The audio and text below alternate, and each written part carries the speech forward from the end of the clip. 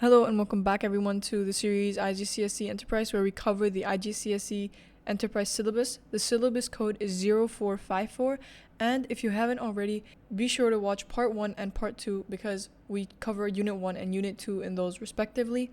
Today we're going to be covering unit 3, Enterprise Skills. This is a relatively short topic, so let's just get right into it. Okay, so when you first see these 16 subheadings, don't get scared because these aren't separate topics. These are just enterprising skills that an entrepreneur must have and a list that the syllabus has given you. The most important thing is that you don't confuse enterprising skills with enterprising capabilities. Now, enterprising capability is something that we covered in Unit 1 and is completely different to enterprise skills. If a question asks about the enterprise capabilities, you have to mention one of the 4 enterprise capabilities that we mentioned in part 1. And if the question asks about enterprise skills, then you have to mention one of these 16 skills. Sometimes the question is already going to give you 2 or 3 skills, and you have to write how you applied those in your enterprise project. These 16 skills are basically the parameters that the syllabus has given you. So when they ask about enterprising skills, you have to mention one of these 16 skills. Now let's quickly go over these and discuss what each of them mean. Number 1 is the practical skills and knowledge to create products and services.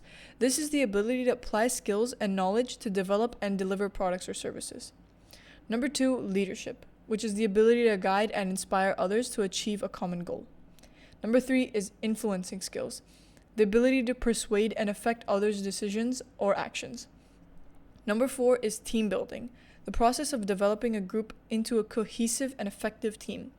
Number 5 is delegation, the act of assigning tasks or responsibilities to others. Number 6 is problem solving, which is the ability to identify solutions to challenges or issues. Number 7 is time management or prioritization, the skill of organizing tasks based on importance and managing time efficiently. Number 8 is self-confidence, belief in one's own ability and judgment. Number 9 is resourcefulness, the ability to find quick and clever solutions using available resources.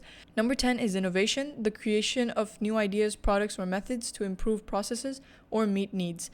Number 11 is taking initiative, which is the ability to act independently and start tasks without being asked. Number 12 is taking calculated risks, making decisions based on a careful evaluation of potential outcomes. Number 13, taking responsibility, accepting accountability for one's actions and decisions. Number 14, motivation or determination to succeed, which is basically the drive to achieve the goals despite the hurdles and challenges that come in the way. Number 15 is creativity, the ability to think of new original ideas or solutions. Number 16 is perseverance, continuing to work towards a goal despite obstacles or setbacks.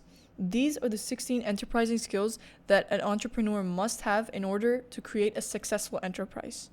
The most common skills asked about in the question paper is taking calculated risks, problem solving, and taking initiative. It is important for you to know how you applied some of these skills in your enterprise project because that is a question that is asked in section B. Next, how entrepreneurs use their enterprise skills. Doing a quick Google search is going to help you find out that these are the top 3 most successful entrepreneurs. Now, I won't be reading all of this, but this is just here as an example because a question might come up where they ask you to name an entrepreneur and how their enterprising skills led their enterprise to become successful. That is a question that has come up very recently in the 2025 May-June series. Feel free to pause the video and just read these so that you get a clear idea of how you're supposed to answer a question like that.